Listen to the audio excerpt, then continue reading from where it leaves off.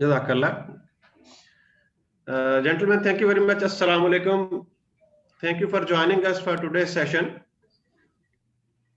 Let me introduce my today's speaker, Syed Ashar Ali, Research Assets Management.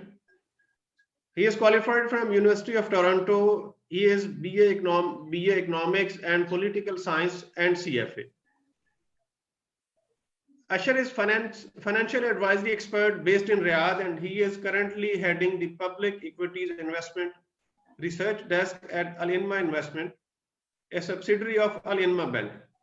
He has more than 8 years of experience in investment banking and asset management in North America and Middle East. He has extensive experience in investment management across North America and Middle East. Ashar previously worked in associate roles across the investment bank at Al Dukhail Financial Group and Arab National Investment. Prior to his engagement in the field of finance, he was working in policy-related roles for the members of the Ontario Legislative Assembly. Ashar, I would request you to start, please, your presentation. Doctor महबूब जी अशर साहब क्या हाल है जनाब? ठीक है। Doctor महबूब साहब भी हैं हमारे साथ। डॉक्टर साहब अस्सलाम वालेकुम। जी वालेकुम अस्सलाम। डॉक्टर साहब माशाल्लाह यहाँ प्रोफेसर ऑफ इकोनॉमिक्स हैं अपना किंग साउथ यूनिवर्सिटी में, तो इनके तवज्जुह से ये अशर साहब से हमें टाइम मिला है।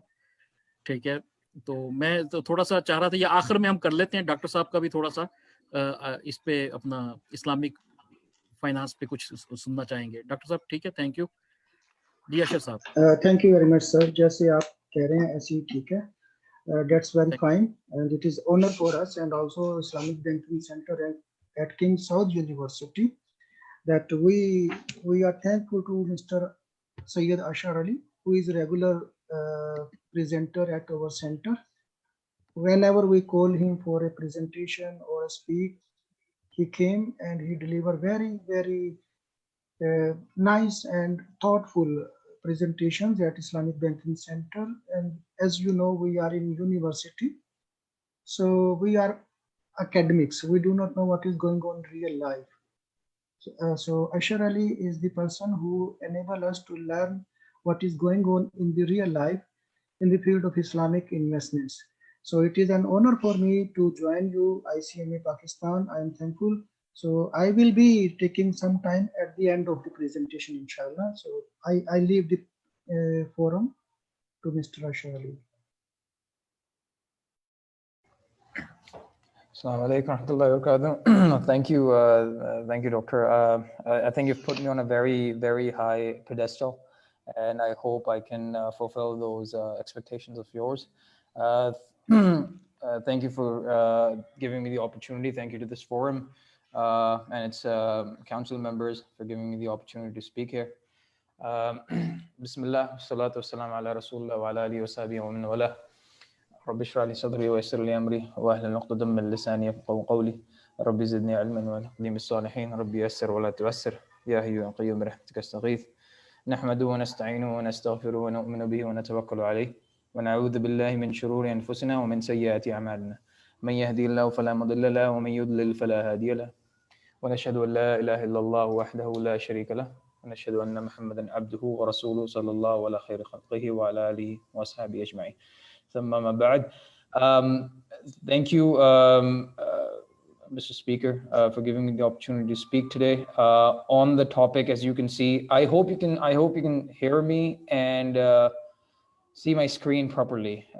Imran Saab and Azam Saab. Yes, we can see. Please proceed. Thank you. Perfect. Thank you. So as you can see, I'm taking this opportunity to talk about Islamic finance in light of Maqasid Al-Shariah, and obviously, you know, I've been in touch with the center, and I've been able to look at some of the previous presenters and what they've been able to deliver in terms of Islamic finance, and I hope that I can add my little share to this, to their contributions. So inshallah, obviously there's been already an introduction about myself. I'll move on to the next slide. But I'll just give an overview. As the council pointed out, I've basically completed my education from the University of Toronto. My discipline has been in political science and economics, so I've primarily been specializing in political economies and history of economic thought and so on and so forth. I was associated with the Liberal Party of Canada for a short period of time, during which I basically served in the constituency office of the Member of Provincial Parliament, Ms. Amrit Mangat, for about a year, and before that I was engaged at student level for the Liberal Party of Canada. Throughout that time, I've had the opportunity to talk to a lot of lawmakers across various fields and be able to obviously benefit from their structure of thinking. From there on, I've completed my CFA, and since then I've been working in the field of investment banking and asset management. So obviously today I'm going to take this opportunity to talk about my experience in the Islamic finance space. Essentially, I'm part of Al-ICMA Investment. Al-ICMA Investment is a subsidiary of one of the 11 banks in Saudi Arabia, Al-ICMA Bank. Al-ICMA Investment has an AUM of about 30 billion, round about 30 billion riyals, or round about $7 to $8 billion. And I've had the opportunity to obviously work across different desks with equities, as well as fixed income, as well as private equity. And hopefully I can share some of my experiences and some the way I understand things, and the way things are proceeding and shaping up in the Islamic finance industry in Saudi Arabia, which is, I would consider, obviously one of the most fastest growing areas for Islamic finance, especially under the Vision 2030, with the opening up of the economy. So I'd like to get right at the heart of the problem, and just to get off, I'd like to state the problem. And since we're talking about Maqasid Al-Shariah, it's important to understand what exactly am I trying to communicate throughout this this talk. Most of the participants here obviously may have a background in Islamic finance, or have some idea, or are from the field of finance, or have some idea of it. So I'm not going to waste their time in trying to communicate the basics of Islamic finance. We're going to move ahead and actually talk about how is this progressing, and where do we need to go forward, both from a structural perspective, from a product development perspective in Islamic finance, as well as from a policy perspective, which I'll touch in a bit. So, the problem right now that I believe that Islamic finance is suffering from is essentially an overemphasis of avoiding riba, and a neglect of the Maqasid Al-Shariah.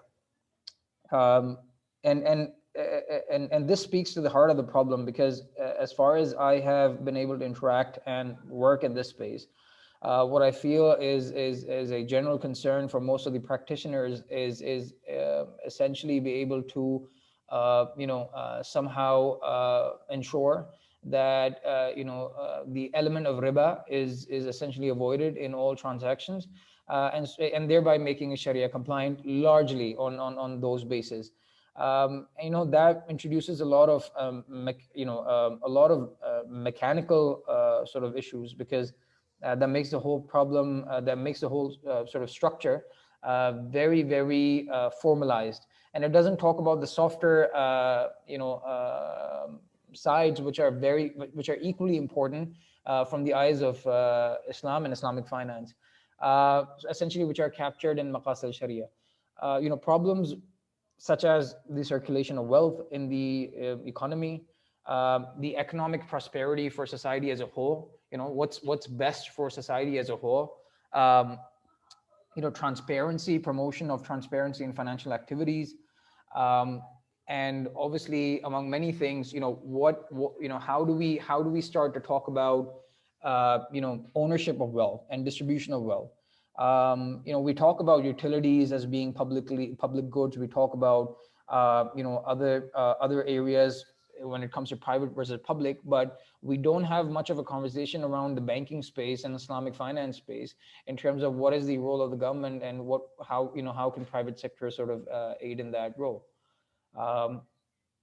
So essentially, as I state here, that at the bottom, that the current discourse on Islamic Sharia in the application of Islamic finance, and specifically when I talk about Islamic finance, we're talking about product development.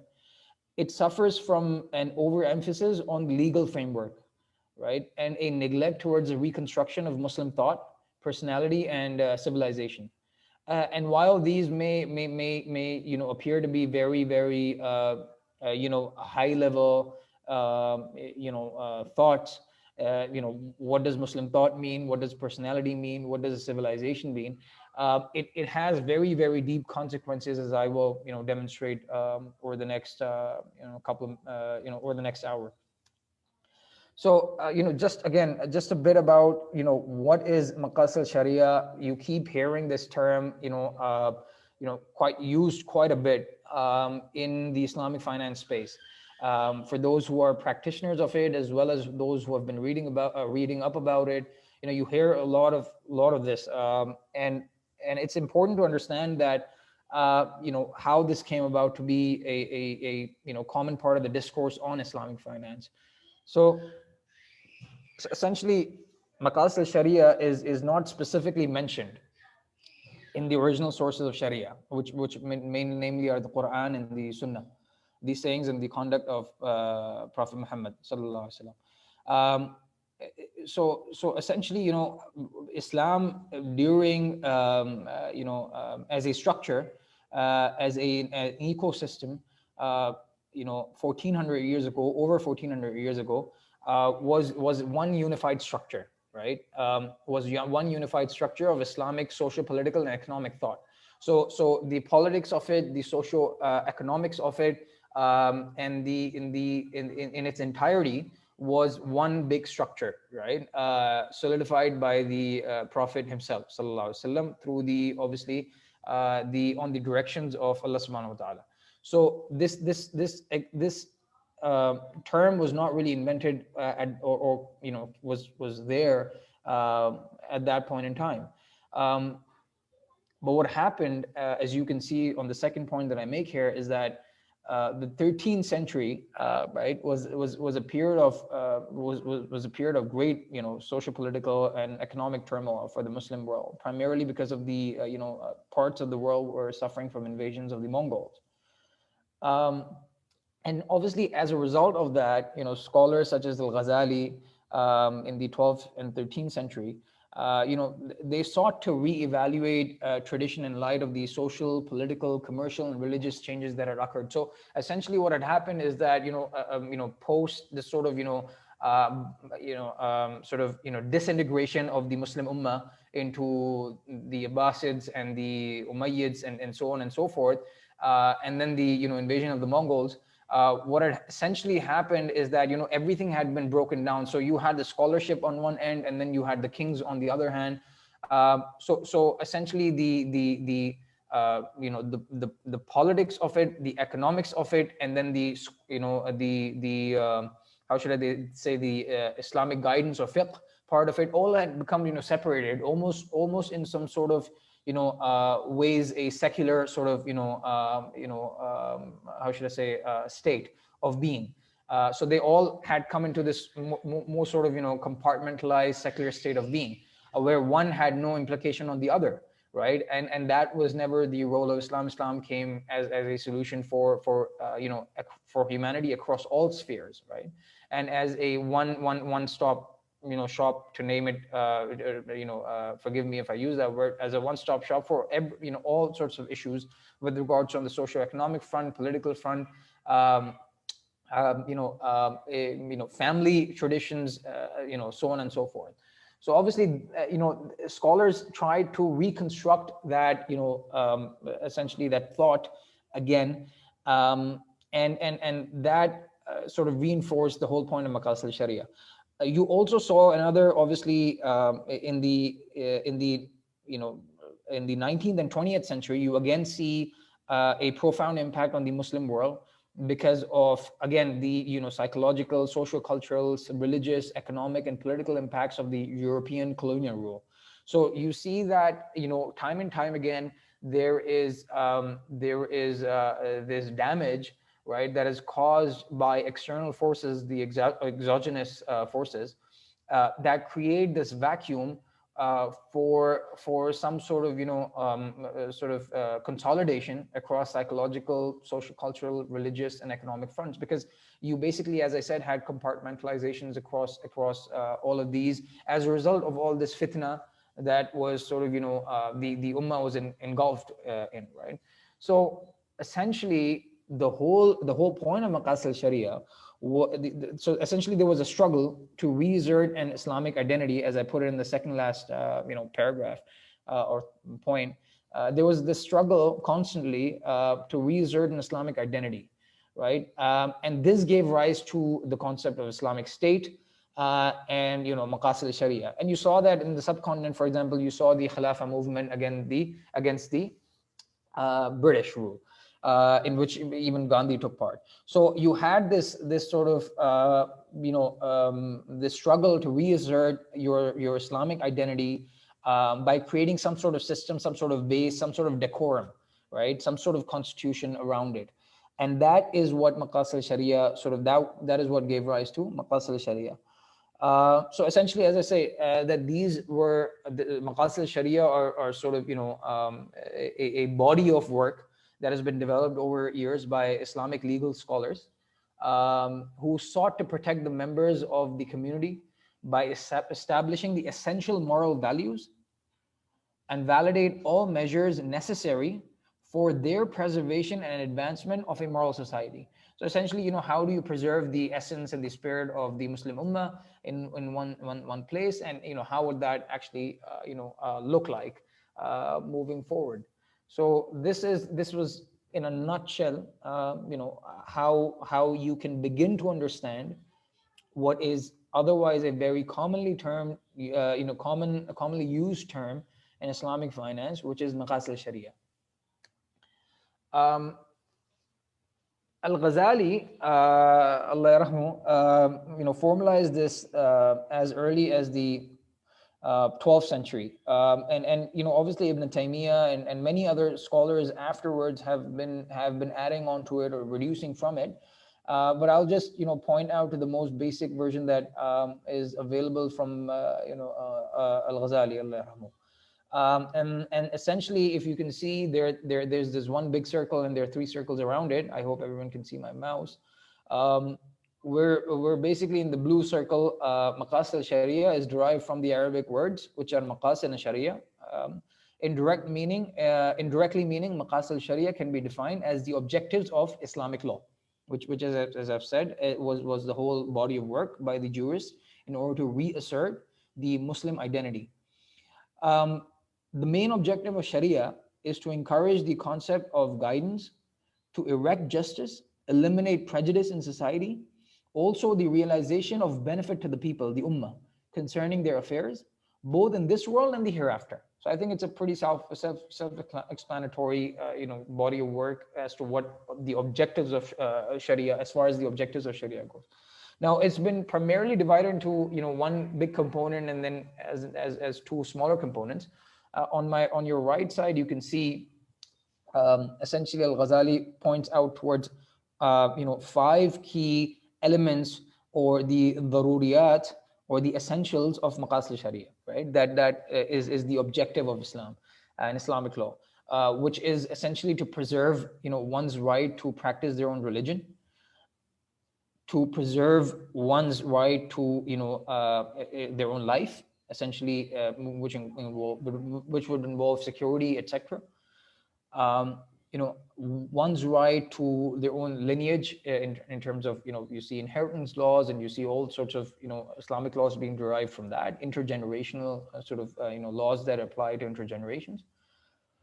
You have intellect, or honor, via education, via, as we will see moving forward in terms of the izzah that comes with obviously being a Muslim, and being a human being, and lastly, obviously, having their own right to property. So these are the daruriyat, or the essentials that Islam needs to safeguard, right? And the Maqasid Al-Shariah are basically built around the objectives of Islam and Islamic thought and Islamic law. Under those two, basically, you have the hajiyat and tahsiniyat. The hajiyat, as Azali points out, is basically the concessions that are granted to any society in order to actually live life, right? So if you can take example of prayers. So we say our prayers 5 times a day. However, that is part of the daruriyat. However, in the hajiyat, if you do not have access to water, you can make tayammum. So that's part of the concession that brings, that is provided in the Islamic law, again under the Maqasid Al-Shariah. And then you have the tahsiniyat, which is basically the additions or the beautifications that come with and that modify or elevate the status of all these 5 essentially zaruriyat or daruriyats. So essentially, in a nutshell, this is in a nutshell, while the life of every believer is regulated through the revelations of Quran and Sunnah, the objectives of the Sharia, or the body of work, is basically the protection of religion, faith, the protection of life, the protection of wealth, the protection of intellect, honor, and the protection of lineage. And you can sort of gauge from this where I'm trying to head, which is also pointed out by in Surah Al-Hashr, Surah number 59, ayah number 7, which is on your right side in the smaller text, which says, as for gains granted to by Allah subhanahu wa ta'ala to His Messenger sallallahu alaihi wasallam from the people of other lands, they are for Allah subhanahu wa ta'ala and the Messenger, his close relatives, orphans, the poor and needy, travelers, so that wealth may not merely circulate among your rich. Right, so that's a very important point that we need to pick up as part of the Maqasid Al-Shariah. Whatever the Messenger gives you, take it, and whatever he forbids you from, leave it, and fear Allah subhanahu wa ta'ala. Surely Allah subhanahu wa ta'ala is severe in punishment. So as you can see this very, very important element of Maqasid Al-Shariah and that has been established by Allah subhanahu wa ta'ala in terms of, let's say, one aspect of finance and wealth, which is the redistribution of it. Right, and the writ of the state in making sure that you provide these essentially the weaker segments of the society with their due share. So they will be close relatives, orphans, poor, needy travelers, etc., etc. So you see how wealth and Islamic finance are very much intertwined, and you cannot do away with one without talking about the other or without implementing the other. Right, or whether thinking about the other. And unfortunately, as I said in my problem statement, the issue has become that we're trying to think about Islamic finance in a very, very mechanical way. We're trying to think about it in terms of right, okay, so I need to make this product. This is a product that is in demand, and I need to make it Sharia compliant, and then we need to move forward from there. But as you can see, the debate is much bigger than that. And the practitioners of Islamic finance have a very, very big role to play, which I'll get to in a bit. So, as it's written in the bottom, economies and personal financial dealings of Muslims are to be regulated by Sharia in a manner that does not encroach upon the right of others to the above. Right, and that makes a lot of sense when you start to think about as I've mentioned, the objectives of Sharia, which is protection of religion, life, wealth, intellect, and lineage. some examples that I'd just like to deliver and take the opportunity to talk about. We have here some of the hadith from Sallallahu Alaihi Wasallam, most of them mutawatir, mustanad. As you can see, Sallallahu in the first hadith, he says that verily your blood, your property, and your honor are as sacred and inviolable as the sanctity of this day of yours, in this month of yours, and in this town of yours. Verily, I have conveyed this message to you. This is khutbah Hajj al-Wada. So this essentially tells you a lot about how the Muslim state and Islamic state and the Muslims ought to understand, the whole concept of essentially economic and financial dealings, right? Because it touches upon everything. It touches upon blood, touches upon property, it touches upon honor, and so on. You have the second hadith that I've plugged in here, where essentially Mughira bin Shu'bah radiallahu anhu dictates a letter to be addressed to Muawiyah radiallahu anhu, and he says that the Prophet ﷺ used to supplicate at the end of each obligatory salah that there is no true God except Allah subhanahu wa ta'ala, the one who has no partner. His is the sovereignty and his is the praise, and he is able to do everything. O Allah subhanahu wa ta'ala, nobody can withhold what you give, and nobody can give what you withhold. And the high status of a person is of no avail against your will. So you can see this sort of democratization of wealth and of essentially any sort of property, be it intellectual or otherwise, and honor. And you see this sort of rid of the state, or rid of Allah subhanahu wa ta'ala, which is essentially which is then passed on to the Islamic State in terms of what the rights of each and every one has over each other. Alongside that, he also wrote to him that to Muawiyah radiallahu anhu, that the Prophet ﷺ used to forbid irrelevant talk, wasteful expenditure, persistent questioning, disobedience of parents, especially mothers, infanticide of daughters by bearing them alive, depriving of others of their rights, and acquisition of property wrongfully.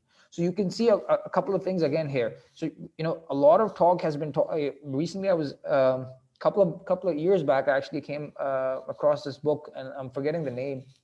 And it talked about, it was from the Central Bank of England, one of the central bankers from Bank of England, who talked about credit and the harms of it from a perspective of wasteful expenditure, right, and wasteful development, right, and credit going to the wrong sort of areas, and loans being granted on projects that are wasteful. And obviously this has a lot to do with how we sort of ought to look at credit as well and find Islamic finance. And obviously we're talking about rights and acquisition of property. Another one that I thought of mentioning was Abu Hurairah radhiallahu anhu states that Sallallahu said, "Keep away from 7 fatalities."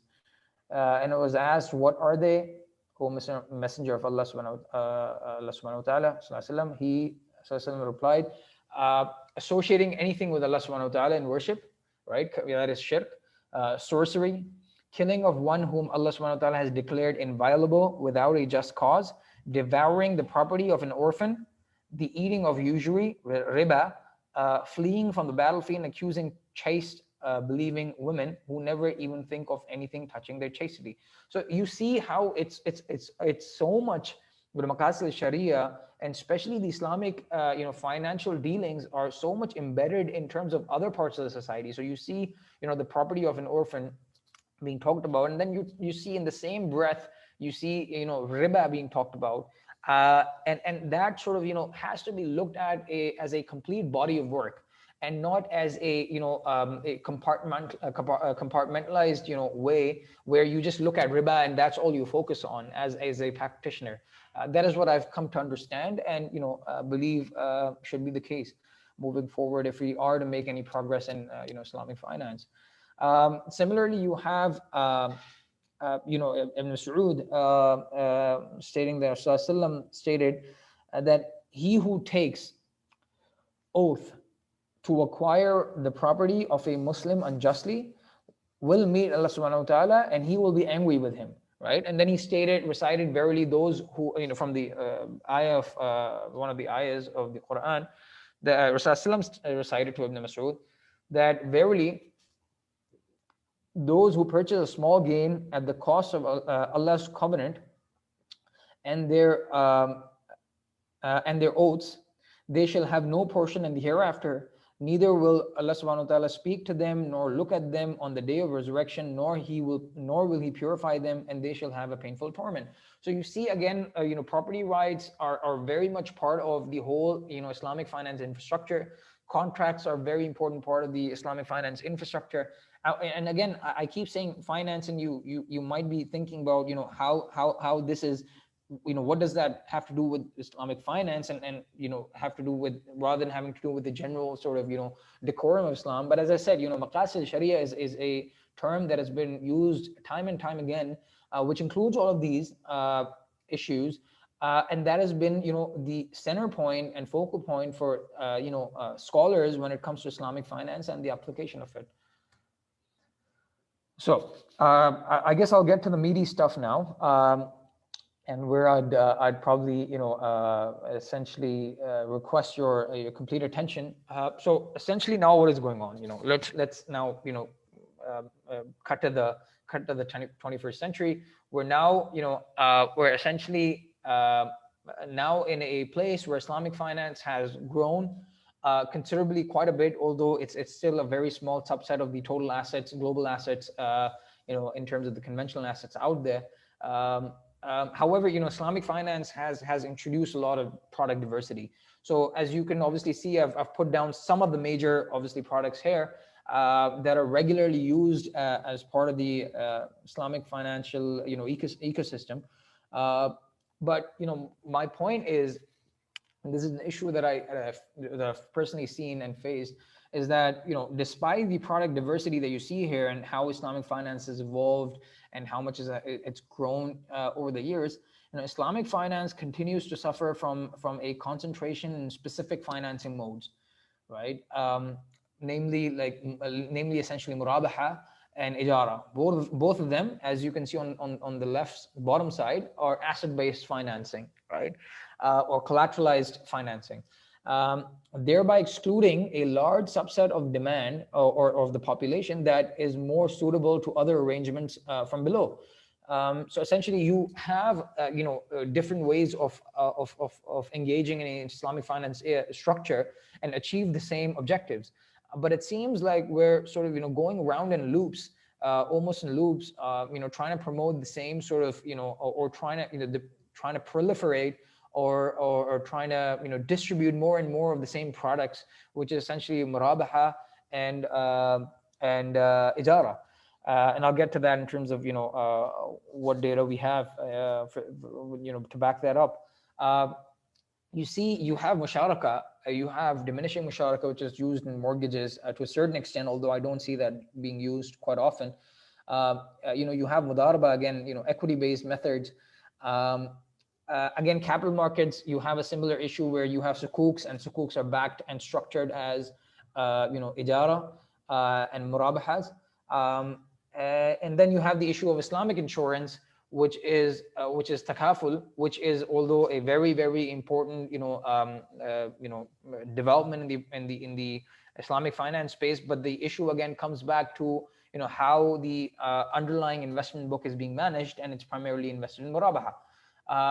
And then you obviously have your socioeconomic programs. So as I said, and as I plead my case, as I make my case, Islamic banking and its finance is suffering from, I would say, acute murabaha syndrome.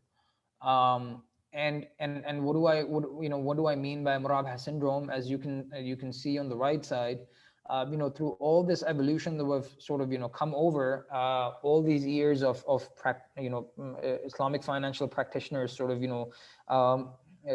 putting in their work in terms of the product development space and the structuring space, we still have overwhelming 48% of the products being still structured as murabahas, which I'll get to in a bit, is quite detrimental to the health of the evolution of Islamic finance. And second up, you have ijara, and then your third, you have diminishing musharaka. These two are primarily, ijara is being primarily used in, you can see, installment financing, primarily in the case of automotives, and then diminishing musharaka you see primarily in the case of mortgages. All three, I would argue, are primarily debt-based structures, right? Whereas, as I have demonstrated before, that Islamic finance is much bigger than that, and actually Islamic finance is way bigger than that, because when we bring in the equity-based methods, when we bring in Maqasid Al-Shariah itself, you see that everyone's needs need to be catered to, right? As per the maqasid of the objectives of Islamic law. However, what is happening is that there is a focus on the form, as I've talked about, rather than the substance of it, right? Substance of Islamic finance. So what is happening right now? What essentially is happening right now is, this approach used by Islamic banks, is encouraging more risk-free, debt-based structures, since they are complying with, obviously they're complying with Sharia requirements, thereby reducing the need to engage in risky equity-based structures, or any structure for that matter, right? Also, what's happening is that, current practice of collateral, because without an asset, you're actually not able to issue any financing, right? What happens is that the current practice of collateralization in the prevalent banking system, what is happening is that it's favoring net-worthy corporate clients, right? Or credit-worthy corporate clients, or H&Ws, which are high net worth individuals, and businesses based on, strict evaluation and due diligence for doing finance. And that's a big problem when it comes to product distribution, because you have all these roadblocks that are being introduced on the part of the on the part of the regulators, which I'll get to in a bit, whereby basically practitioners are not really able to issue. If you talk about muraba, especially, you're not able to really do anything until there's an asset involved, or you either put up collateral in the case of other transactions, and pretty much as a practice, it's very, very much more risk-free and risk-averse in terms of the engagement on the part of Islamic banks versus conventional banks, right? And it becomes it's becoming more difficult for Islamic banks to actually do business with their customers, with borrowers, rather than the conventional banks. And that's something that also is part of this problem of having to have a very limited sort of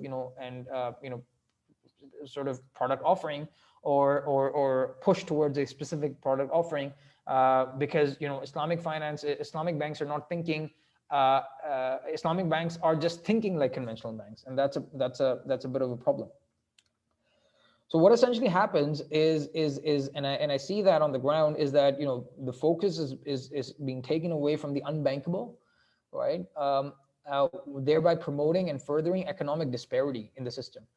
So the thing is, the current system, in the way it's shaped up, is that it's not ensuring equality of opportunities at all, and we'll get to that in a bit, as to how we're not being able to reach the people in a way that needs to be reached. We're not really, Islamic finance obviously just did not come in to provide a Sharia banking solution for the wealthy.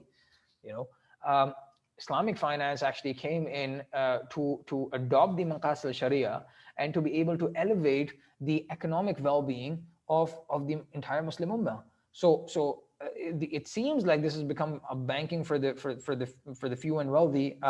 Although of course there are different arguments to that, and I'm not judging them, but this is again my opinion on the ground.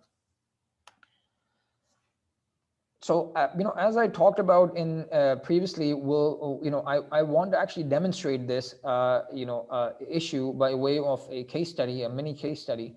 And in front of you, you see the structure, the current infrastructure for murabaha, commodity murabaha, which is a prevalent feature of the Islamic financial institutions and the product offering that they have right now in their product suite. So essentially what you see are steps 1 through 7, which I'll be taking you through. And then we'll be able to further discuss as to what this implies for the Islamic finance and the evolution of Islamic finance. So I hope you can see my screen. It's a bit small, so I hope I'll try to read it out for you. So as you can see in my mouse, and my mouse is hovering around, you see step 1. So essentially, what happens in a normal case is that a customer may have their own requirements for financing, right? And you see the customer in the yellow box. Now the customer obviously comes to the bank, in this case us, or at least I'm on the investment side, will come to my bank, which is Al-ICMA bank, and then essentially ask for a loan, essentially, right? Or any Islamic bank for that matter, put in the request for a loan. So essentially what happens is that you have the bank, right, essentially trying to engage you in a Sharia compliant manner. They cannot just give you cash, cash out. And the reason behind is obviously, the banks are there to earn a profit, and if they give you, simply cash out, there's no way that they can actually then make money, because if they make money on top of that, on $100 bill, if they're making $102 or $2 on top, obviously they have to make sure that they're able to structure this in a way that is Sharia compliant. Otherwise, it would obviously be concluded as riba or interest or usury. So what do the banks do? So currently, obviously, this is a general picture. I am not representing any specific bank when I put this picture out, and I do not obviously, and I'm not implying that this is happening across the board, but this is my understanding and my research across banks globally. And the structure that they engage in. So when you see the customer, customer comes to the bank, and what the bank does is essentially, bank comes to the broker. Now, who is this broker, right? So the broker is anyone who has an asset, right? And this broker would primarily be situated in Bursa, Malaysia, or a London Metals Exchange, for example, right? And he's a broker in that exchange. And essentially, what happens is when the bank receives a request for the loan, what happens is the bank goes to the broker, because there has to be an asset involved in a muraba transaction, and essentially what happens is they purchase this commodity from the broker, right? The broker sells them this commodity, which is an important part of the murabaha structure. So step 1, when bank receives customer request, bank buys the commodity from the commodity broker. Bank pays purchase price, right? Essentially, the bank pays the purchase price on behalf of the customer, and the ownership is now transferred to the bank from the broker. This ownership could be anything. We typically deal in platinum. We could be dealing in palm oil sitting in Malaysia somewhere, in Bursa, Malaysia. So it's anything and everything that primarily platinum and palm oil that we're primarily using. They're rice, they're sort of grains that are also used as part of the structure. So essentially, the bank takes hold of this on paper. Obviously, there's no actually physical collection of this, because this is sitting in some container across the Pacific, while you could be sitting in the subcontinent, or you could be sitting in North America or the Middle East or anywhere. Essentially, when the bank once receives this commodity, right, on paper as an owner, what it does is it goes to step 2, right? So what it does in step 2 is that the bank sells the commodity to the customer at cost plus profit, right? And essentially that's now the bank has essentially created a Sharia compliant structure, because now it's selling you an asset, right? And it's not actually giving you money outright, right? So what it does is then the ownership, right, gets transferred from the bank to the customer, right? And in this way, a deferred sale is created, or a debt, a debt is created, which of course is Sharia compliant. And what essentially happens is that once the commodity is transferred to the customer, the problem now is that the customer actually doesn't need this commodity, and that is the fundamental issue that is at the heart of the problem as well. That the customer actually is not of any need of this, and actually cannot even take delivery for this. This gentleman is an average living individual on the streets who actually has no idea where this commodity is actually sitting, and therefore obviously you cannot actually do anything about it, and he cannot take delivery for that. So what does the customer do? So the customer essentially goes to step 3, right? So what they do is customer opts not to take delivery of the commodity, of course, and then they find an agent. Now the agent could be the bank, the first bank themselves, or the agent could be a separate bank. Both according to as far as the rules and regulations are concerned, is Sharia compliant. So what happens is now you approach a bank, and you essentially ask them, or you instruct them as an agent to dispose the commodity for immediate settlement, right? So the bank, now bank B, right, another bank, or could be the same bank, now approaches a different broker, right? In step 4, what happens is that you have bank as a customer's agent, right, sells the commodity to the broker. And now there's a separate broker. This also, by the way, this broker also sits in Bursa Malaysia, for example, right? And they're basically essentially responsible in a similar manner like broker A, right? They're engaging in different transactions. So in this transaction, they're actually taking delivery of this commodity, right? And what happens is essentially the broker B, which is on the bottom right, the broker B essentially takes delivery, and in step 5, broker settles the purchase immediately, and the commodity transfers to the broker. So now the broker is in charge. So it started from broker A all the way to broker B.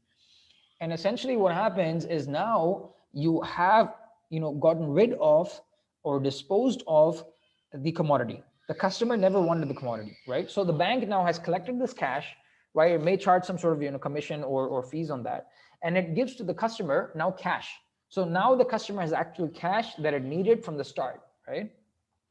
So essentially what happens in this way, a whole transaction is structured, and the customer has now has gotten rid of essentially a piece of paper and piece of ownership that he did not need to begin with, and he's now has cash in his bank account.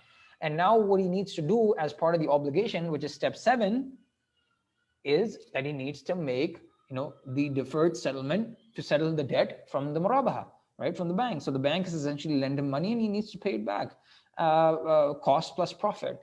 So it's quite interesting that this happens. One of the natural questions that I asked, and we talked about this with the other practitioners as well, is that you have broker A who is transferring a commodity to the bank, right, and essentially is receiving money here with broker A. But then you have broker B who has, it seems like an unlimited amount of money to be able to take, why would they be buying an asset, right, or buying a commodity if they have no means of selling it forward, right? I mean, I would never be just purchasing it and putting it up in my inventory if I actually have no way of actually, selling it back to someone, right? So one of the ways could be that you recycle it back to another bank in a similar transaction. So broker B becomes broker A becomes broker B, and so on and so forth.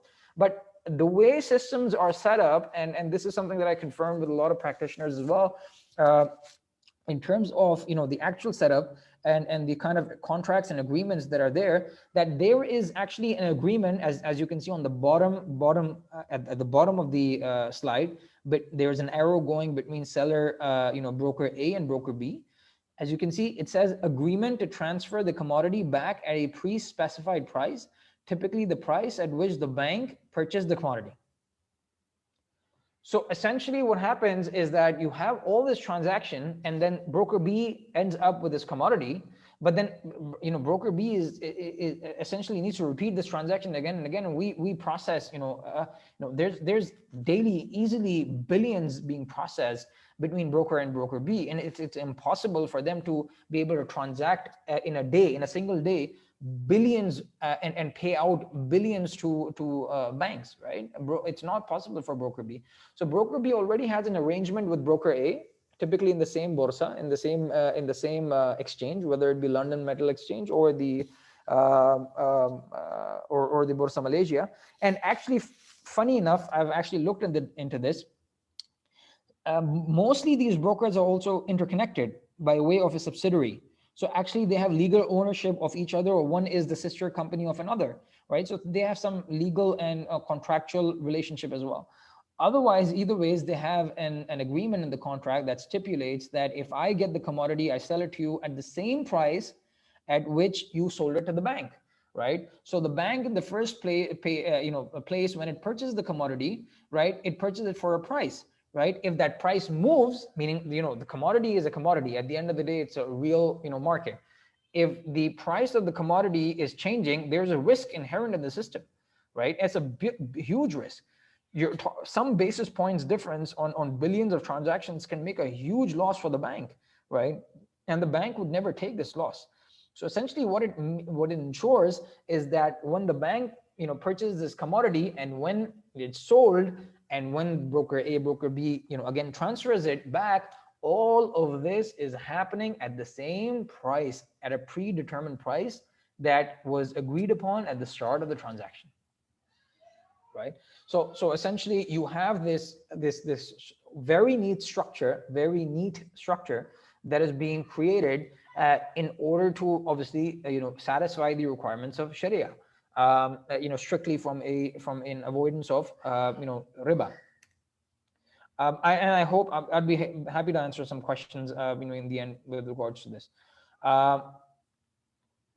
And I've checked, and another thing that I'd like to point out before I move on is that I've checked, and this is all Sharia compliant. So essentially broker A and broker B can have this agreement, and they do actually have this agreement to just transfer it back at the same price. And also, the same bank can become the principal and the agent.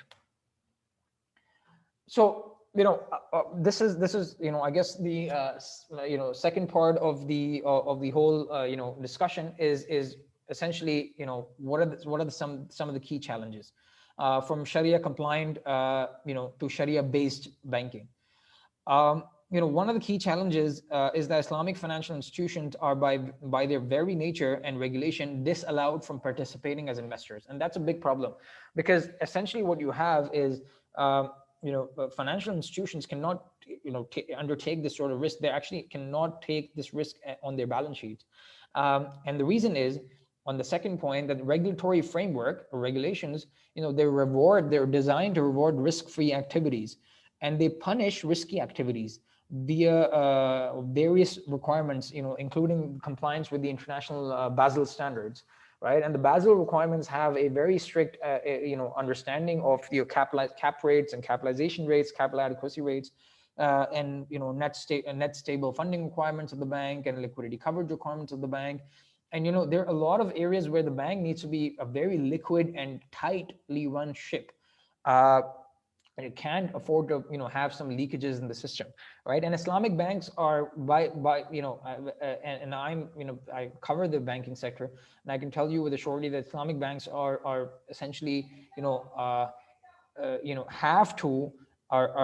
essentially complying with the same standards that the conventional banking system is.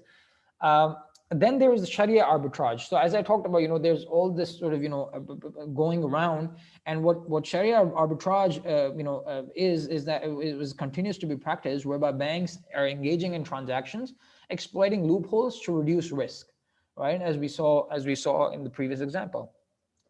Then you have the whole issue of principal agent problem with Sharia, Sharia compliance. Sharia compliance services are either outsourced to an individual, let's say, an institution in Bahrain or other places, or they're retained by the board of directors. And the board of directors, essentially, their interests are aligned with the shareholders, right? And that is to, maximize the profitability of the bank. Unfortunately, the way it's structured today, and we have a dearth. We have we have a huge scarcity of Sharia scholars specializing in Islamic finance, and that's why we'll see one Sharia scholar sitting on multiple boards, right, and advising multiple institutions.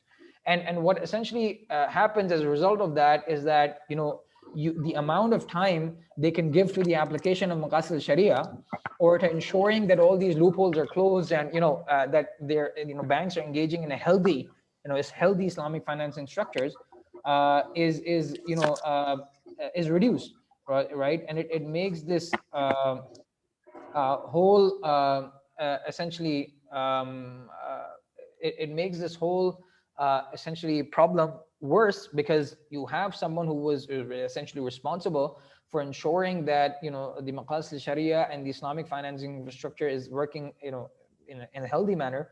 But then what happens is that you have very little resources to back that up, right? And then also you are completely held hostage by the board of directors, who obviously whose interests are not aligned. It's very simple. It's not that complicated to actually understand. Maybe I'm making some bold statements, forgive me for that. The second last point is that the investment process by financial institutions, Islamic financial institutions, is opaque, right? So essentially, if you go to the bank and you deposit in Pakistan, you have these Munafa accounts, and in other places you'd have a similar structure.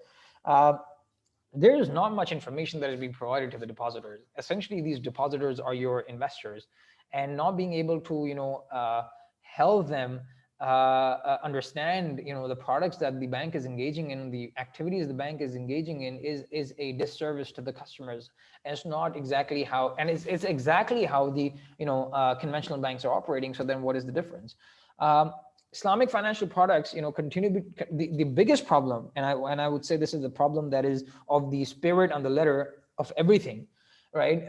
Is that the Islamic financial products continue to be priced against global interest rate benchmarks. So in Pakistan, you may have KIBOR, you have in global markets you have LIBOR, in the US and in the UK, you have SIBOR in the Middle East, and so on and so forth. And these essentially are interest rate benchmarks, which are in turn obviously derived from the central banks, and obviously that retains the status quo for the global interest-based economic agent. So you're sort of going back in circles again and again. As far as the Maqasid Al-Shariah is concerned, let me be very specific about this, because I want to be very clear that these are all Sharia compliant activities, but I'm talking about Maqasid Al-Shariah. So I'll get to my second part, which is, and I'll try to close it as early as possible. I know I've taken a lot of your time, and essentially that is the question is, do banks need to be do they need a redefinition, right? Do they need to be redefined in a different manner? And I would argue that yes, banks are not just passive intermediaries. They help in transferring resources to new entrepreneurs and to entire societies. And they decide the volume of credit based on their profit expectations of the project and the entrepreneur's ability to pay back the loans. So essentially, they play a crucial role in economic activity, innovation, and entrepreneurship. Right. So I'd argue that we need to view, banks as social accountants. And essentially, what are these social accountants? They're accountants that create opportunities for individual choices and the dreams and aspirations of entire communities, for that matter, to be realized in a manner that is mutually compatible, right? And these are social accountants who are essentially repositories or gatekeepers of unique information about their customers and borrowers, the kind of information that you'd probably not discuss with your significant other, right? Regarding your salary, your transactions, your financial activities. Thereby, they're in the most favorable position, right, in terms of when it comes to furthering inclusive economic growth and prosperity across all sorts of economic spheres, from the haves to haves not. So this is my final sort of argument, and probably I have a couple of slides that I'll quickly whiz through that support this argument. And I'm trying to ask this simple question to this forum and to the members of this forum, and I hope that you can be the torch bearers moving here from here. Is that can you actually expect the private sector to fulfill Maqasid Al-Shariah? Can you expect a for-profit organization to do something that will hurt their profitability in the short, medium, or long term, right? And you can see this graph, and I make this case in the next couple of slides, and I'll whiz through that quickly before I end. Is that you essentially have you have different periods. You have 1995, 1999 to 2001, 2008, and 2010, which is the latest data I could get. And this is essentially the median asset share or the percentage of government-owned assets by region, right? So you see that Europe, for example, or Latin America, right, was at 48%, 43%. So essentially, majority of the stakes of the banks were actually owned by the government, right? And they were nationalized banks, or the government had some sort of say in those banks. Right, and then across the board, you see with Europe and Latin America, you see a dramatic decline, right, in the ownership of government or the say of the government and the influence of the private sector, and you see that across the board. So across the board, as the economies have become more liberalized, you see a declining rate of the government, or a less, I would say, lesser interaction between the public and private sector, to the extent that was there previously. One of the highest rates that you see is in South Asia, which is still around 40% and started with 72%. My argument is, and this is essentially a borrowed argument from a lot of the researchers that are out there that have taken the liberty of borrowing their work from, who I cite at the end of my talk, is that government banks, or the public sector's influence in the Islamic financing or banking infrastructure, ensures that there's economic stability via unconditional delivery of credit and absorption of economic shocks. So if a private sector actually, you've seen this, in the 08 and 09 crisis, the private sector was not able to withstand the drawdowns in capitalization and the destruction of the balance sheet. And government had to come in with all sorts of programs that they had to give fancy names, from TARP to all of these names that troubled asset relief program and all these jargon, to essentially make sure that they don't show their presence. But the truth of the matter is that even the United States government in the United States took some stake in some of the banks for a small period of time until they paid back those grants or loans. So essentially, the government plays a big part, and it's undeniable. Also, what it does, public sector's involvement, what it does is it essentially creates an equality of opportunities in favor of the unbankable. Right? And unbankable is a large part of the population, and it's their right, as much as it's their right to actually have access to water, electricity, and education, to be able to actually have access to financing, because that is what is driving the inequality in society, which is a unfair distribution of wealth. You have allocation of capital towards economically desirable projects, right? So they're projects that may not be economically desirable from a private sector perspective, but they create long-term value for the economic stakeholders of the state, right? And that's an essential component of the Islamic State, is to cater for all individuals across all spheres and across all geographies. And essentially, also what that does, interestingly enough, is that it lowers the cost of funding in this space in the absence of the profit maximization motive. And this has actually worked out quite well, despite a lot of issues around corruption. This has actually worked quite well in China and India, right? With state-owned banks accounting for over 60% of the banking assets of respective countries, right? And that's a very strong argument to be made in light of empirical evidence, right? That you have essentially banks that are state-owned, and India and China has been able to do a phenomenal job in terms of furthering their economic prosperity and becoming two of the largest economies in the world after the United States. And so obviously it pays to actually look at how did they go about doing what they did, right? And I'll go through that quickly so as to not take your time, and end up in hopefully I'll end up in 5 minutes, inshallah. So essentially, I'll take up India because it probably, the constituents of today's forum are probably more well-versed with the timeline of India, because it more correlates closely with Pakistan's than China. So I'll try and talk a bit about India as a case study. So essentially, you see the Indian economy, the break of the GDP on the left side and the break of the workforce on the right side. As a percentage of the GDP, agriculture, right? Agriculture, and that's what my main focus is. Agriculture is 16% of the GDP, right? However, when you talk about the workforce, agriculture becomes very important, right? And agriculture, the agricultural sector is an important component of any economy, and specifically for the developing economies such as India, as it provides livelihood to a large section of the population, right? And to not be able to cater to this population is a big problem that I will try to address through by way of example.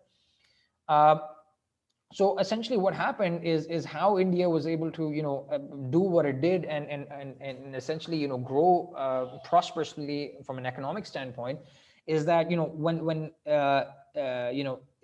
India was departing from the subcontinent as an independent state, right, there were two problems that needed to be addressed, right? There was the first, the nexus between the banks and the industry. So there were a lot of big industrialists that were controlling the bank, which is exactly the problem that I've pointed out to. And then secondly, there was a neglect of the agriculture and the agricultural industry, the agrarians, which are essentially farmers and essential workers there. So essentially, what happened is that State Bank of India, came to function on July 1st, 1955. Before that, you can see that there are all sorts of state banks. So you have the Government Bank of Bombay, you have Bank of Bengal, you have Bombay, Madras, Allahabad, and all these state banks that were primarily princely states essentially. And then what happened is post, you see the blue line, the bold blue line, post independence. What happens is that you have all these, very, very important banks coming up. You have the Industrial Credit and Industrial Corporation Bank, ICIC. You have the Industrial Development Bank, Export Bank of India, National Bank for Agriculture and Rural Development. So what happened is, as the caretakers of the government from there on, and today this party still exists, was primarily, that is Congress, was primarily of a socialist tilt. And what they did is, Indira Gandhi on the February 14th, 1970, she enacted the Banking Companies Act, right? And that essentially, gave way to the socially control or the nationalization of the banks. And it also brought back the focus of the banks towards the key sectors such as agriculture, right? Because that was done in tandem or in cooperation with land reforms. As land reforms are a big part of the post-partition India, and they happened very well in Bengal and some bigger states. And so the banks, essentially were nationalized, or social controls were introduced to the private sector in a bid to actually aid these land reforms and to make sure that the agrarian community or the farmers community was able to start accessing financing for their day-to-day needs, their economic needs. So another part of the change in the banking reforms that was done by India was essentially the institutionalization of rural credit, right? Rural, by rural I mean obviously not the urban, not the suburban, but essentially the villages and towns, the smaller areas in which almost 44% of the working force of India presides, right? And these are essentially farmers. And so you can see clearly from 1951 to 2012, you have institutions becoming a larger part of the credit being disbursed to the rural community to an extent of 56%. So before it was very less, and most of the activities were being conducted on essentially a private basis, and that gave rise to a lot of exploitation. Right, and what the state did was essentially made sure that there was no exploitation, and the farmers community could actually access the banks directly. Another example of that was how the branch network was expanded to the rural places, and as you can see in 1969, before the company banking act was introduced, and this sort of social controls and nationalization was introduced, you had rural banks by population only 22% of the total banking branches or the branch network. But as you move to 2020 today, or last year, as of last year, almost 35% of the banking branches were focused on the rural areas. So that's quite a bit of an achievement when you talk about the effects of the public sector involvement in trying to make how should I say, a more equitable, distribution of, and more in line with the workforce, which is almost 40%, concentrated in the rural areas, which is the agricultural community. And essentially in 2015, what they did, which is a recent example, which is very interesting as well, is that they introduced priority sector lending, right? And this was done, these are the guidelines that have been introduced by the Reserve Bank of India, right? And these essentially what they do is align the banking industry with the emerging national priorities and bring sharper focus on inclusive development, right? And it's so funny that this is being done by someone who's largely a secular state and has nothing to do with Maqasid Al-Shariah, but it seems like it's sort of talking about the same things that we should be talking about as a Muslim ummah. And the priority sector, the PSL includes the following categories. So you can see agriculture, you can see micro, small, and medium enterprises, MSMEs. You can see export credit, you can see education, you can see housing in there, you can see social infrastructure, you can see renewable energy. Right, and you can see others which are primarily weaker portions. So you have women, you have microfinancing, and orphans, and so on and so forth, right? And financing for them and projects for them. And this is very interesting. Essentially, what you have, and I'll before I move on, what this priority sector lending does is that it introduces this is a minimum floor. It introduces a floor for the amount of credit that needs to be lent to this sector, right? Around 40% of the adjusted net banking credit has to be allocated to this PSL, right? And out of this 40, if you see from this 40%, 18% of the credit has to be allocated to the agricultural community, right? 18% has to be allocated for the agricultural community, and 8%, if I'm not wrong, 8% has to be allocated to small and marginal farmers, right? So it's very interesting how essentially they're trying to make sure that the weaker segments of the society are catered to by introducing a floor, right? And this is the minimum you have to target for as banks, which is 40%, which is quite a remarkable feat. And by the way, banks are already doing it.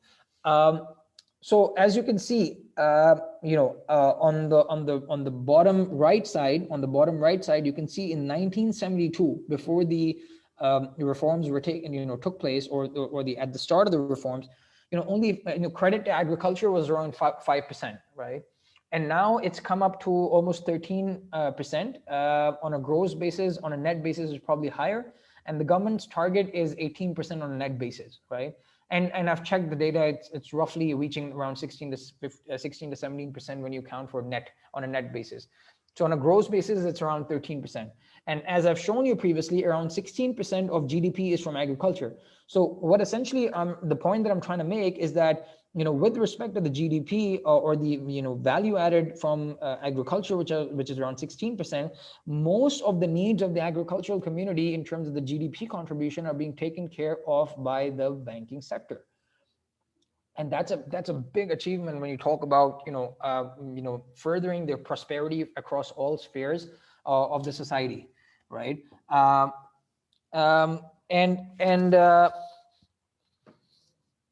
And essentially that brings me to my sort of last part, which is obviously as being one of the largest economies.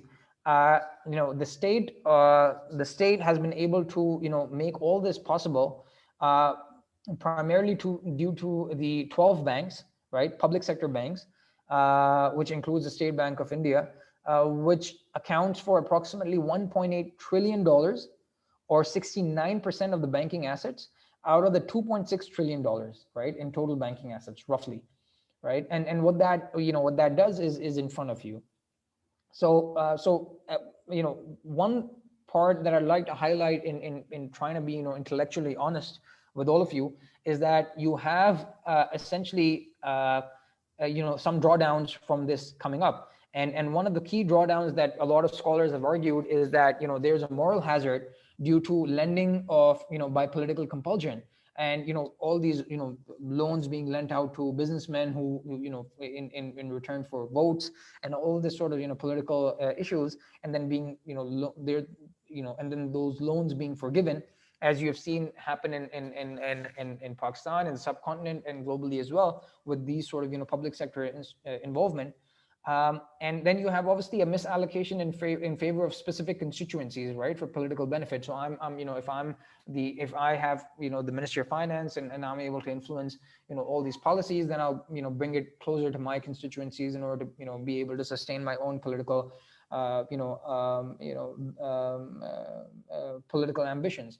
And obviously also, as you may have already seen, that such banks also lead to higher costs because there's overstaffing and there's process inefficiencies. So all of these things are a live reality, right? And that gets translated into the top right chart, which is essentially the stressed assets, as a percentage of the total assets. So for the foreign banks and for the private banks in India, the total assets, out of the total assets, only 3 to 4% are actually stressed or troubled assets or troubled loans, as you may call it. But for the public sector, that's almost 3 times higher. You're looking at 13% stressed assets or 13% problem loans for the public sector. So that sort of gives you a flavor of how to think about from a public policy perspective, how we can talk about some sort of blend between public and private sector and a greater interaction between them, so as to take care of the moral hazard that comes from political compulsion, but at the same time make sure that the priority sectors, which are priority for majority of the developing economies, are taken care of, and essentially the Maqasid Al-Shariah, which is catering to the right of every individual having access to finance, as much as water, as much as education, as much as utilities or electricity, they have access to it under Maqasid Al-Shariah. So I'll end with that, and I'd just like to put this overview for those who may be interested. Obviously, all of you, a lot of you may be joining from the Pakistani community, and I thought it'd be a good idea to talk about this. You can see a very much similar sort of space in which Pakistan is in right now. As of 2019, you had agriculture GDP or GDP contribution from agriculture coming in at 22%, right? And you had, whereas from a workforce perspective, you have 36% of the workforce employed in the agriculture. And this is obviously all formal statistics. We're not even talking about the informal economy, which is a huge part of Pakistan. However, unfortunately, the structure is very different from India. So you have, in terms of, you look at the right side, you will see the breakup of banking credit, which for India is around 70%. For Pakistan is around 9%, right? The public schedule banks, from Bank of Khyber and Bank of Punjab and State Bank of Pakistan, contribute up to 9.2% of the total banking credit in the economy, whereas majority of the remaining credit is 91% is primarily in the hands of the private sector, and obviously that introduces a lot of issues whereby more public sector dialogue is required with them in order to sort out the weaker part of the society and how to bring banking to them and how to help them gain access to financing. And you can see the result of that on the left side. You had around in 1994 around 14% of the credit to agriculture and food sector was being catered to, right? Meaning the agriculture and food sector's share of the total banking sector loans was around 14%, right? And now it's come down all the way in 2019 to 6%. So essentially what I mean to say is that you have 22% of the GDP, right? While you have only 6% being catered to, essentially you have only 1/3 of the requirements of the agricultural community, which is a big part of your community, being fulfilled by the banking sector, right? And obviously, whenever there is a vacuum, you have different economic agents who are private economic agents, predatory lenders. You have different rentiers who come into the picture and almost essentially engage this agricultural community, this farmers community, this very simple community of individuals in almost bonded labor, and that creates a lot of other issues, which you can see is happening, I would argue, primarily because of the lack of proliferation and lack of access that they have to the banking sector. Finally, some of the broad considerations that I have, moving from here, and this is my appeal to the forum to consider this, and the participants here, maybe they can take this forward in their own lives and try to, see and speak in their circle of influence and influence those people around them to talk and think about this, is that, we need to, the current discourse on Islamic finance, right? It needs to evolve, and it needs to evolve dramatically if we are to succeed. It needs to evolve beyond Islamization, right, or Shariatization of conventional financing structures, and work towards the promotion of local economic growth that is in harmony with Maqasid Al-Shariah, right? And how can that be achieved? Some two areas that I feel that need to be immediately looked at, right? Apart from the fact that we're talking about, obviously the public sector's involvement, is number one, product development, right? Sharia scholars, we need more of Sharia scholars. We need more of the Sharia community to engage in Islamic finance, and we need them to be fully focused on the product development side. A lot of times what I see is a problem is that, we send in the paperwork and based on a very mechanical set of rules, it's been approved, right? And I'm not saying that is the case with all product development. Of course, product development is a very extensive process, and the Sharia departments and the Sharia audit team is there to make sure that they're auditing each and every aspect of it. But we as practitioners have a lot of leeway in terms of how we communicate those things to the Sharia scholars, right? And so the Sharia scholars need to have more and more knowledge of conventional Islamic financial infrastructure. They need to be well versed in that so that they can be able to better audit the authenticity and the sincerity with which the product development team, which may or may not have actually any Islamic background, Islamic finance background, they may just have a conventional background, such as myself, right? Build better products that are in line with Maqasid Al-Shariah, right?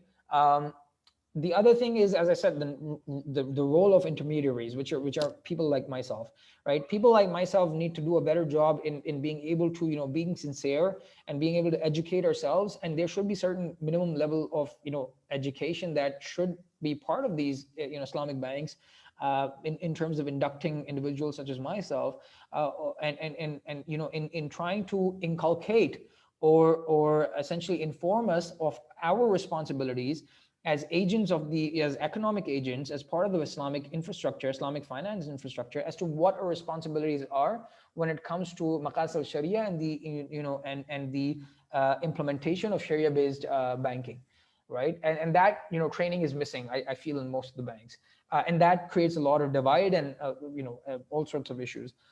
The second part of the issue that I feel is probably here I propose and some food for thought is banking regulation, right? We need to move beyond Basel standards, and the problem with Basel is that while it is an important part of the global financial infrastructure and how it's evolving, the issue is that there's no the discourse on Islamic finance is very limited there, right? So here is where the central banks of each country need to step in, right? And they need to redefine a risk framework. And that's actually being taken up in a lot of economies. You see, for example, Saudi Arabia, in line with Vision 2030, for example, promoting mortgages, all right? And as part of that infrastructure, to the extent that you are bringing banking and financing to the weaker segments of the society, they have reduced the risk criteria for the banks distributing more, credit as mortgages. So versus other, credits from in other segments of the banking space. So the central banks need to redefine the risk framework, right? And they need to do it in light of the Maqasid Al-Shariah so that it promotes other products.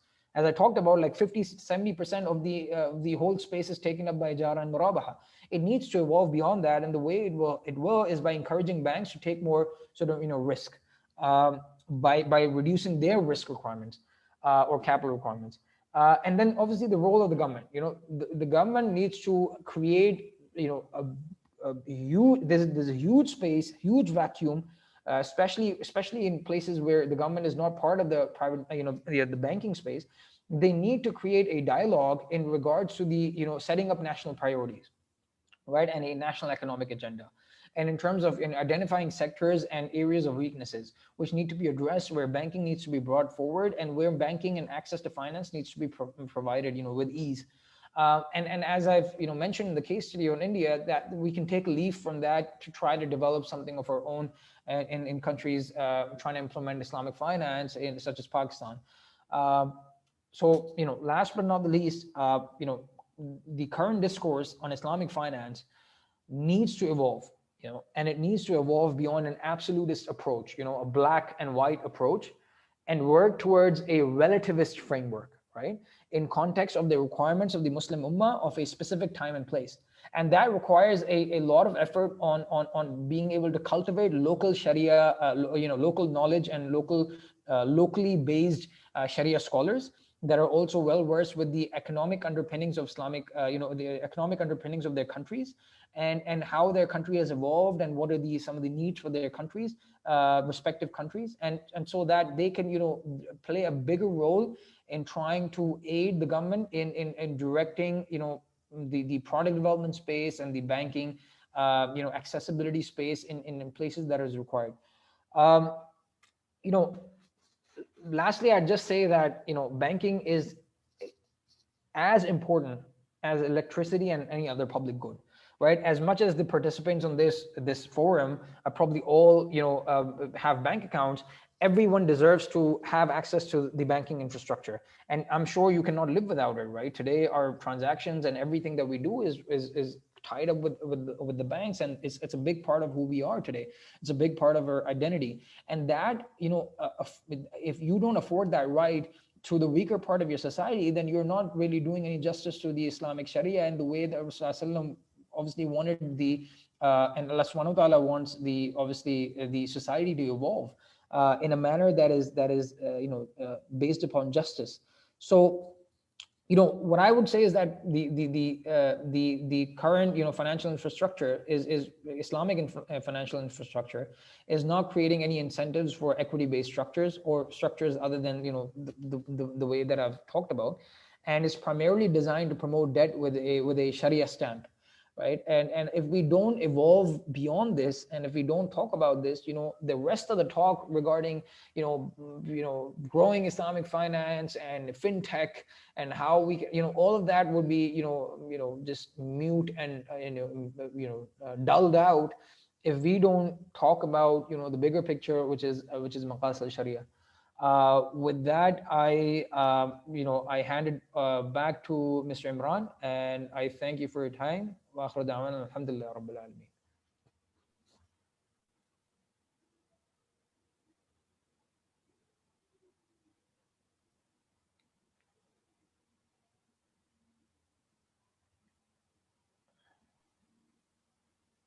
Islam. Thank you very much, Mr. Asher, for your valuable input and a very informative session.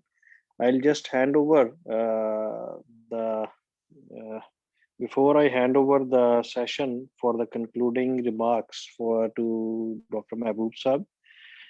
There are few questions which some participants and attendees have put up. So, first question asked by Mr. Wasif about Murabaha.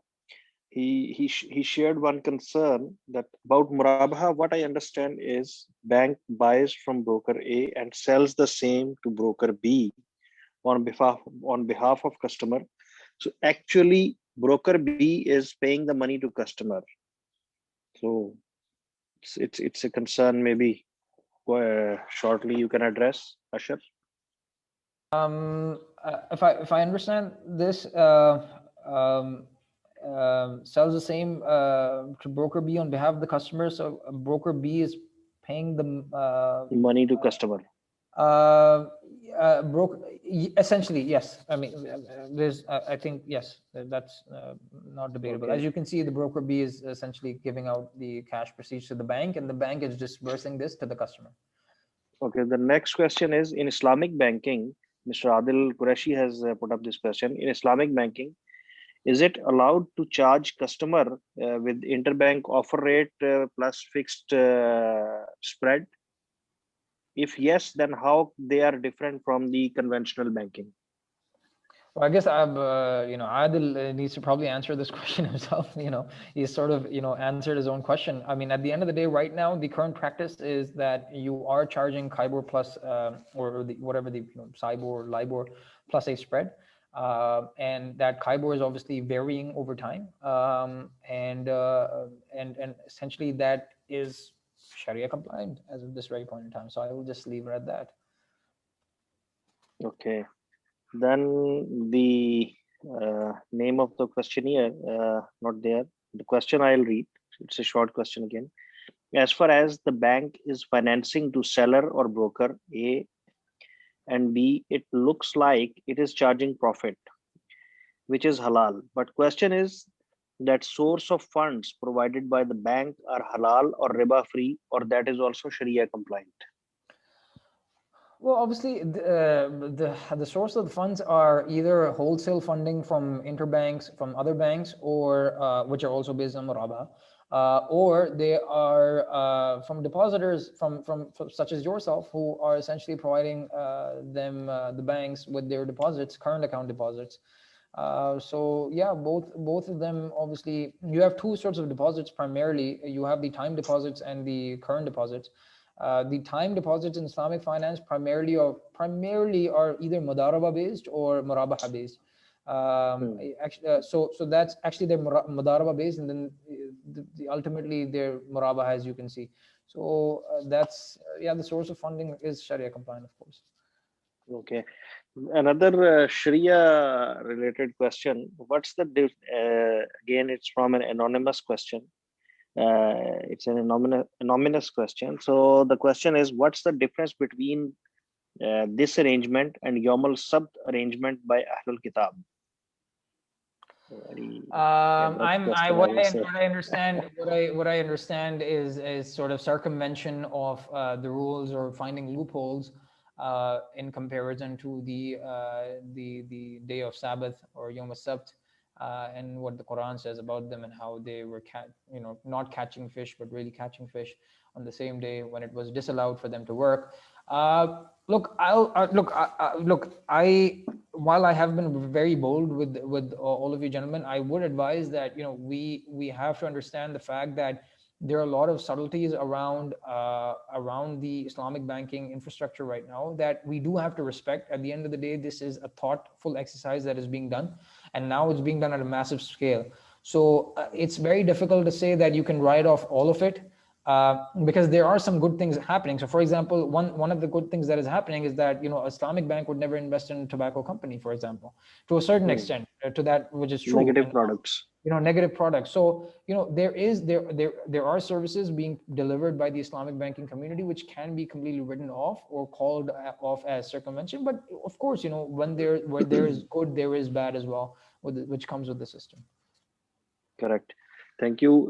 So I'll hand over for a quick insight from our Honorable Dr. Mahbub Al-Hassan. So I'll hand over to him. Dr. Sahab, it's over to you. Thank you very much, Brother Imran, and very much thanks to ICMA Pakistan for arranging this very much timely needed webinar. It was very informative and thought-provoking presentation by Brother Asher, who, as I said earlier in the beginning of this webinar, that he's a regular participant in our monthly seminars at Islamic Banking Center.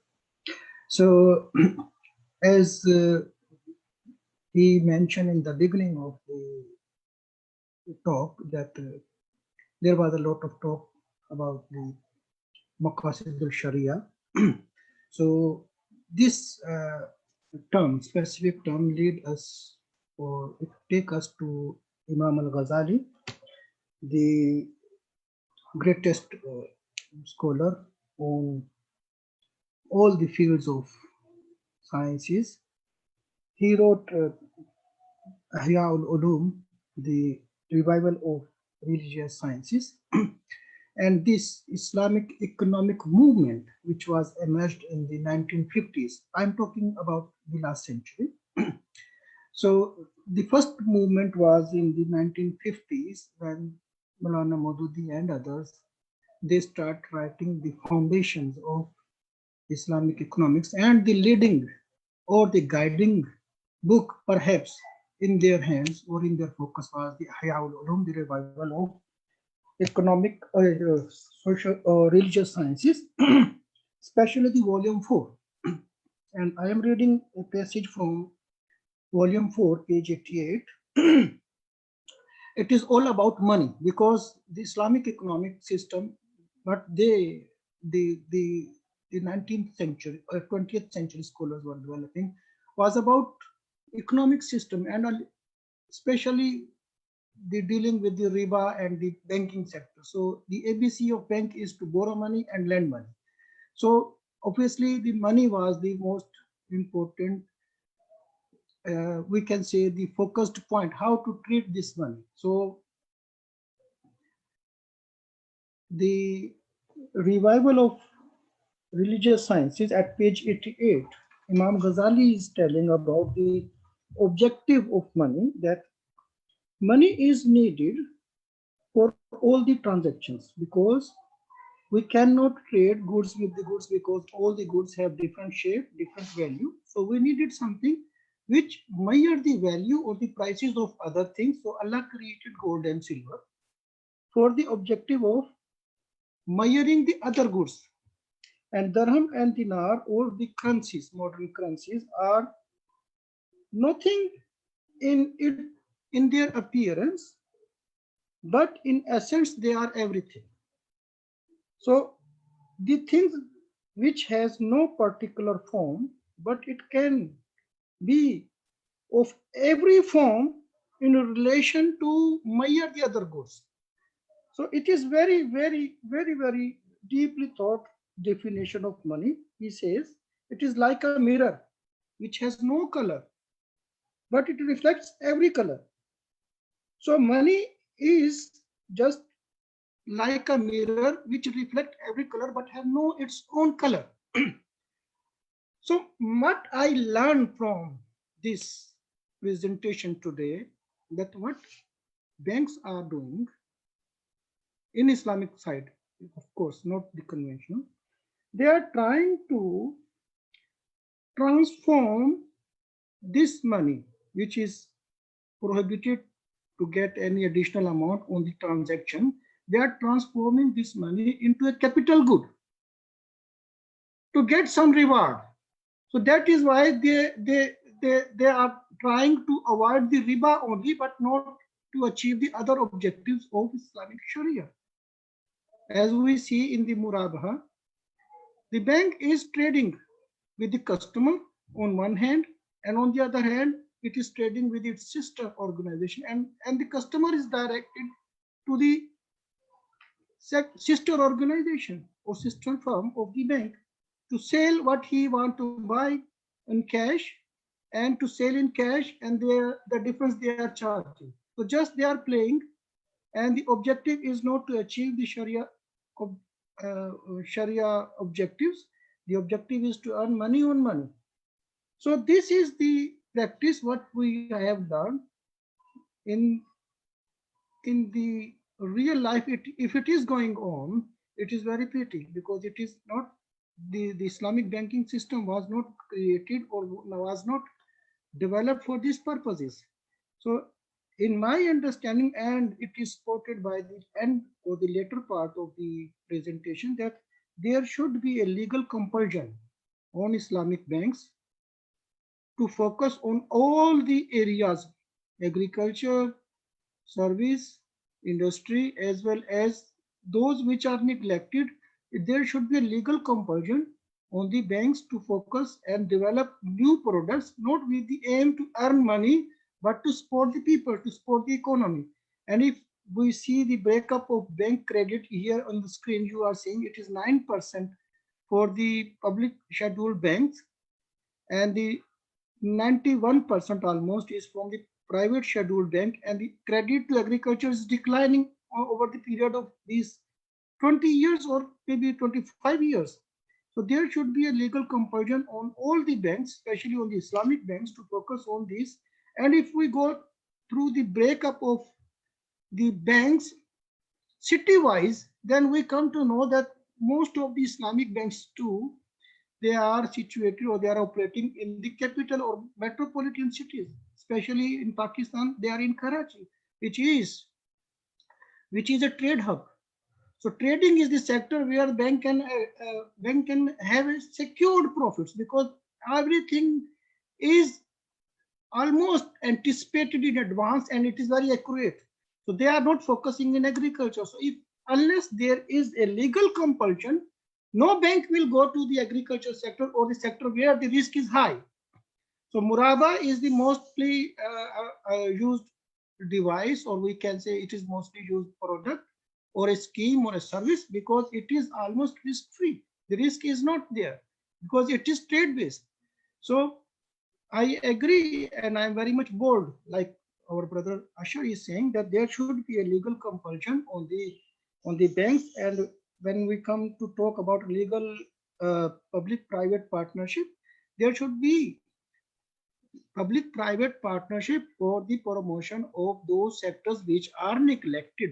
There should be a priority sectors where the banks should lend.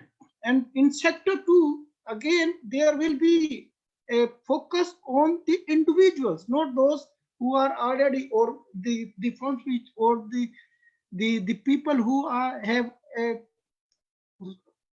we can say, a good reputation, or they are able to return what is invested to them. They must focus on those who are vulnerable, who are neglected, who are unbanked. Because if we come to the objective of Sharia, the objective we have learned in the beginning, as Imam Ghazali said, it is the protection of lineage. If we do not protect those who are poor or vulnerable, they will die. Certainly, they will die, because finance is for them like a lifeblood. So this talk, I think it has covered both aspects. One side is the foundation side, then it tells us what is going on real life, and it help us or it enable us to think what will be or what areas should be focused for the government or public-private partnership, through public-private partnership or through the individual banks to focus on, to bring those people into the banking sector or into the banking area, make them bankable who are unbanked. So this talk today has not only covered the theoretical part but also explained what is going on real life. So it was very much informative for us, and it is enabling us, or it is opening a window for us to think for the future. So I think Brother Asher did a very good job, and he is very captive, and he covered all the areas which we were expecting, and the and the question and answers are open for other panelists.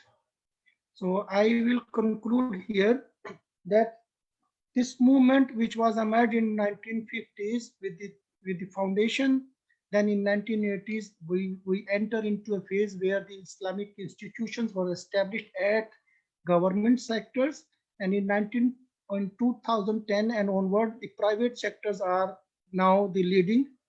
They are the leading sector for this promotion of Islamic banking and finance. As a case study, you give the example of India. Here I will suggest to focus on Bangladesh. Though I am Pakistani, but Bangladesh now, it is an emerging Islamic banking player. 24% of all bank deposits are in Islamic banks, and there are 19 banks in Bangladesh. So Pakistan can have a better learning from the Bangladesh, because they enter in the Islamic banking after or later than us.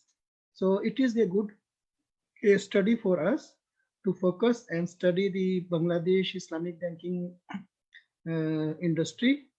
And that's all from my side. I thank you all again, and very good afternoon.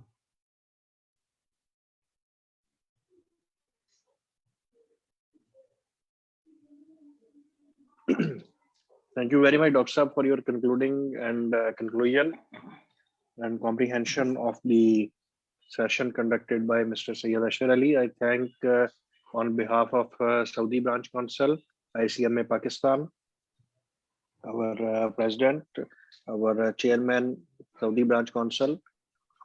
And if anybody has any other question, please, still panelists, presenters are there. Most welcome. Or otherwise we can proceed with the conclusion.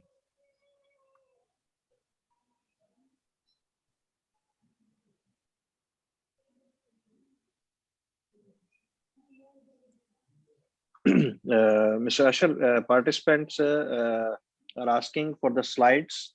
So if it is requested that if you can share it with the CPD committee, and so they will be able to circulate it subsequently. Sure, I'll share it with you and the committee. Okay. So once again, on behalf of ICMA Pakistan and Saudi Branch Council, we thank you all for attending this informative and valuable session, and we call it a day. And good night, sleep tight, have a nice day tomorrow. With this note, we leave. Thank you very much, gentlemen, ladies and gentlemen. Assalamu alaikum wa rahmatullah. Thank you very much from all of us, and hope we will see you again through this kind of forums. And Islamic Banking Center also organizing a monthly seminar. So very soon we are organizing a seminar on similar topic, and we will invite you all. Thank you very much. Thank you, sir. Jazakallah khair. Assalamu alaikum wa rahmatullah.